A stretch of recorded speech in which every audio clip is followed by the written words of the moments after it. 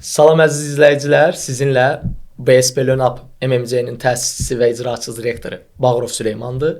Biz həm tələbələr, həm abituriyentlər üçün yararlı, faydalı olacaq bir video, bir podkast çəkmək niyyətindəyik və bunun üçün biz tələbəmiz Həmidova Rabiyanı çağırmışıq.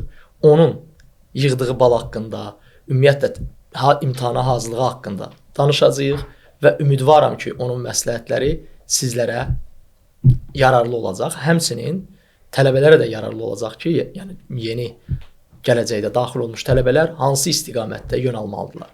Buyur Rabiya, özünü təqdim et. Salam hər kəsə əvvəlcə. Mən Ada Universitetində IT ixtisası üzrə təhsil alıram. Bu il qəbul olmuşam və birinci kurs tələbəsiyəm. Belə. Aha. Rabiya, gəl, mən hazır suallarım var. Gəl o hazır sualları verim mən birinci sənə. Deyək ki, imtahana dərs bölgüsünü necə apardın? Yəni riyaziyyata nə qədər vaxt ayırırdın? Fizikaya nə qədər vaxt ayırırdın? Digər fənlərə nə qədər vaxt ayırırdın? Ümumiyyətlə çalışırdım ki, arada çox fərq yaranmasın. Yəni fənlər arasındakı birinə çox, birinə az. Amma mütəmadi baxırdım ki, məsələn hansıda daha çox zəifliyim varsa, həmin fənnə daha çox vaxt ayırım. Məsələn buraxılış imtahanına qədər çox adam elə eləyir ki, məsələn blok fənlərini biraz artıq geri plana atır. Mən elə eləmirdim. Çünki bilirdim ki, buraxılış imtahanından sonra blok imtahanı da var və elə də böyük bir müddət qalmır artıq blok imtahanına hazırlaşmaq üçün də. Ona görə paralel aparırdım. Amma fənlər arasında ən çox vaxt ayırdım riyaziyyat fənni idi. Çünki ən çox həmin fəndən narahat idim. 9-10-cu sinifdə elə də yüksək deyildim mənim nəticəm riyaziyyat fənnindən. Xüsusilə artıq 10-cu sinifin sonlarına doğru nəticələrim artmağa başlamışdı. Həm də eyni şəkildə düşünürəm ki, yəni birinci qrupuqsa və eri xüsusilə alt qrupudursa, burada riyaziyyatın önəmi artıq digər bütün fənlərdə təsiri var. Eyni şəkildə istənilən qrupda, yəni riyaziyyat işləmək sizin həqiqətən də beyin sürətinizi artırır, analitik düşüncədir. Yəni digər fənlərdə yaxşı olmaq üçün əslində ilk öncə riyaziyyatdan başlamaq lazımdır. Ona görə ən çox riyaziyyat fənnini oxuyurdum. Həm dediyim kimi ən çox narahat olduğum fən o idi deyə və buraxılış fənninə qədər blok fənlərindən demək olar ki, ancaq məsələn müəllimlərin verdiyi materialları yazıb oxuyurdumsa da, buraxılış imtahanına qədər isə buraxılış fənlərindən özümdə əlavə materiallar tapırdım, sınavlar işləyirdim belə. Aha. Yaxşı.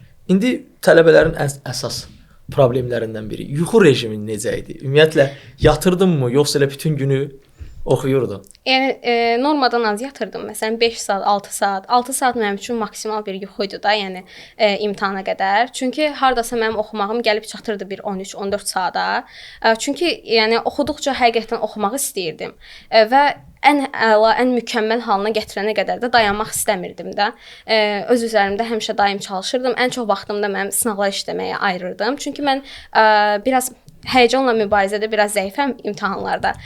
Ona görə də həmişə bir sınaq şəraiti kimi yaradırdım özümə və vaxt qoyurdum. Daim sınavlar işləyirdim.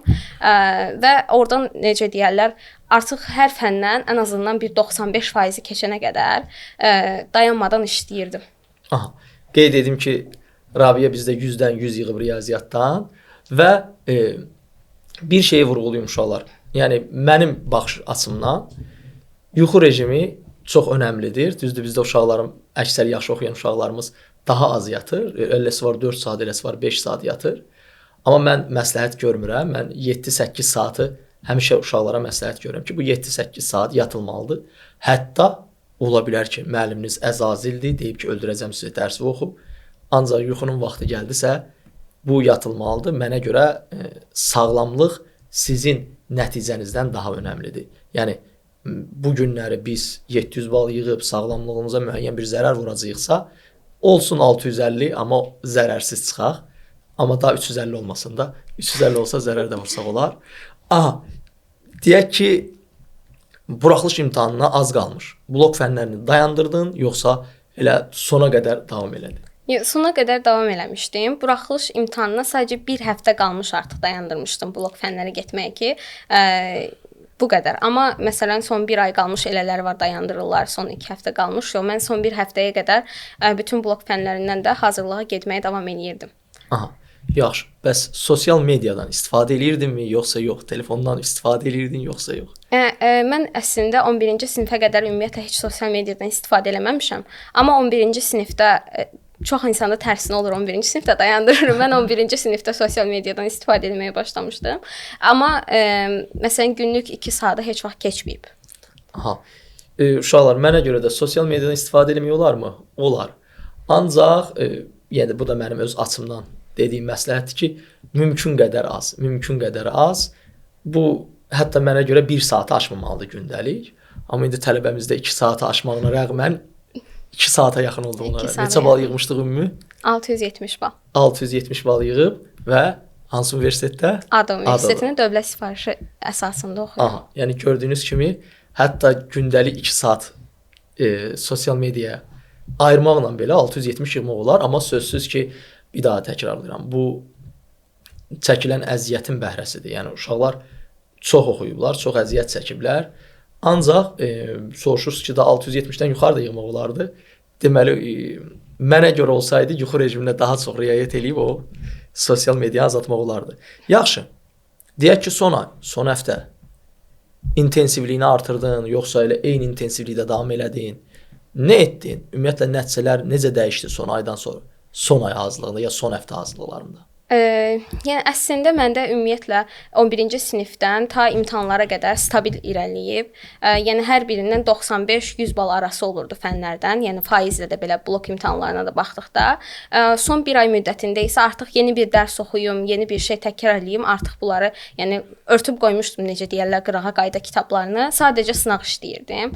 Çünki yəni yeni bir şey öyrənmək üçün artıq gecdir. Ən azından sən artıq bildiklərinin üzərində daha yaxşı işləməlisən ki, əmin olasan ki, orada da vaxt itirməyəcəksən. Nəyi bilirsənsə tez yazıb onun üstündən keçəcəksən. Yaxşı, bəs buraxılış balımız neçə oldu? 298.3. 298.3. O 2 bal hara getdi? Daha doğrusu 1.7 bal. Orada deməli Azərbaycan dili fənnindən bir sualda məndə 3-də 2 bal var idi. Hansı ki frazeoloji bir birləşmə idi və onun bizdən mənasını açıqlamaq tələb olunurdu. Və mən həmin sualda yazdığım cavab əslində uyğun idi. Hansı ki biz daha sonra baxdıq Azərbaycan Elmlər Akademiyasının izahlı lüğətində də eyni şəkildə mənim yazdığım formada izah verilmişdi. Lakin apellyasiyaya versək də oradan bir nəticə gəlmədi, ümumiyyətlə cavab gəlmədi. Belə, ona görə o bal getdi. Yəni belə deyək ki, itirdiyimiz bal təsadüfdən ola bilər. Ona görə də uşaqlarımızın bəziləri 300 yığmır.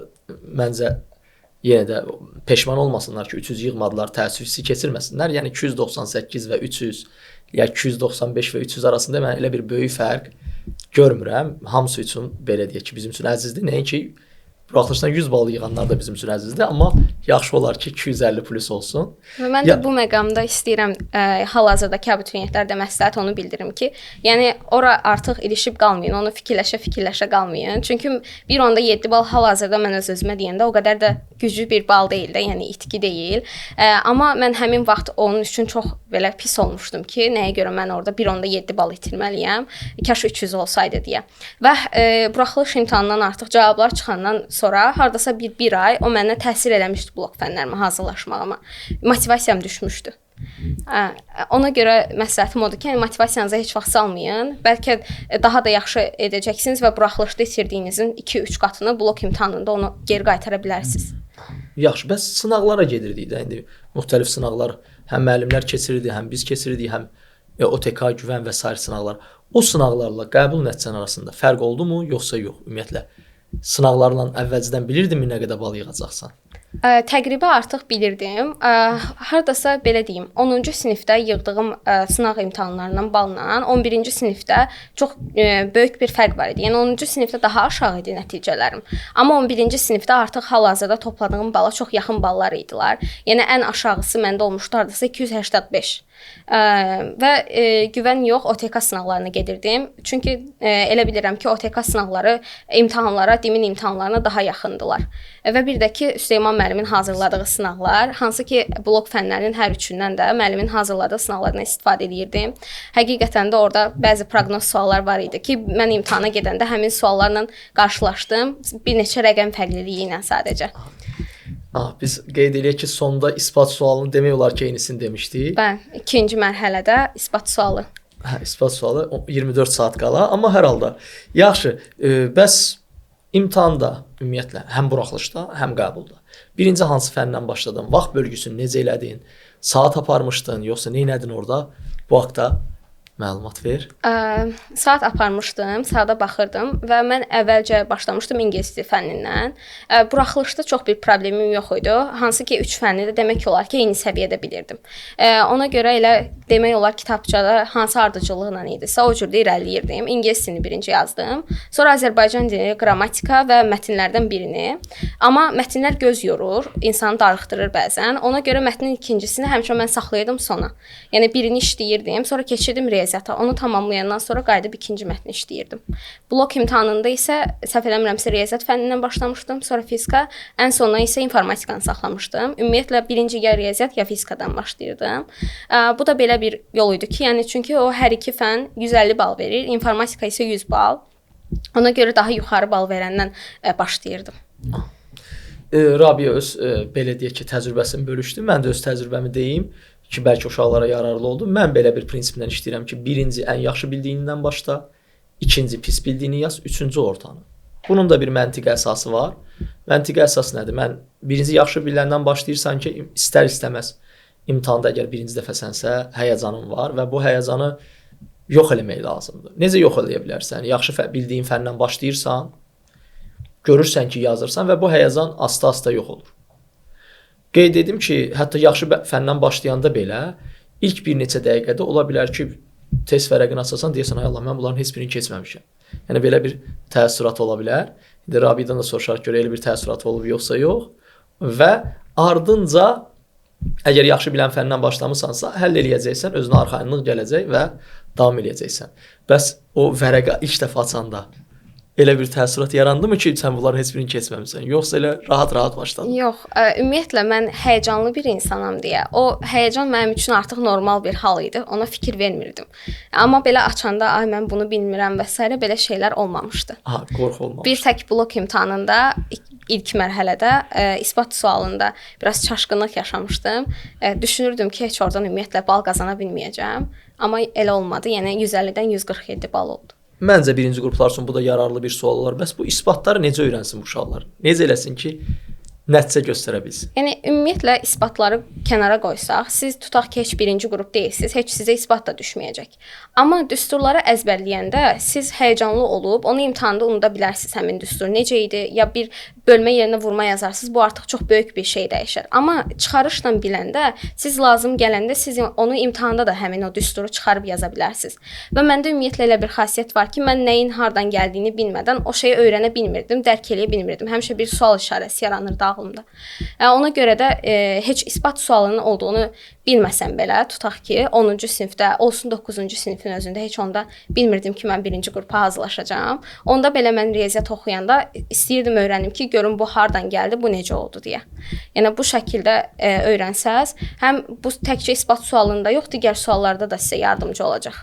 Aha. Mənə görə də Rabia'nın dediyi kimidir. Yəni isbat suallarını bilmək mütləqdir, bütün qruplara mütləqdir ki, ümumiyyətlə hər bir anlayışın səbəbi olmalıdır və səbəb və nəticə əlaqələrini quraraq insan inkişaf eləyə bilir. Yaxşı, bəs gəl bir neçə məsləhət, son məsləhətlərini də de tələbələrə ki, neynəsinlər və s. və ilə axır. Tələbələrə məsləhətim odur ki, məqsədinizi qabaqcadan bilin və planlı olun. Hər bir işiniz planlı olsun. Yəni bir gün öncədən bilin ki, mən sabah hansı fənlərə oxuyacağam, nə işləyəcəm, neçə saat hansına nə qədər ayıracağam. Çünki planlı olanda artıq siz vaxt itkisini minimuma salmış olursunuz. Yəni buna görə də ilk məsləhətim elə planlı, proqramlı olmaqdır, iş bölgüsünü düzgün etməkdir. Aha. Yaxşı, Rabia, bizdə indi müəyyən müddət bizi ilə hazırlaşmısan, o dərslərdən şikayətin var idi, ürək sözlərin var idi. Buyruları da deyə görə nə şikayətlərin var idi bizdə? Mən 10-cu sinifdə başlamışdım Süleyman müəllimin yanına hazırlığa getməyə və 10-cu sinifdə olanda mən riyaziyyat səviyyəm o qədər də güclü deyildi. Çünki mən 9-cu sinifdə hazırlığa getməmişdim, özüm hazırlaşmışdım. Və həmin müddət ərzində məsələn Süleyman müəllim məni çox sıxırdı. Sən bunu bilməlisən, yazmalısan. Deyirdim müəllimə ki, mən bəs işləyirəm topluları, amma siz yazdıran sınaqlarda mən yəni özümü itirirəm də, belə yüksək nəticə göstərə bilmirəm.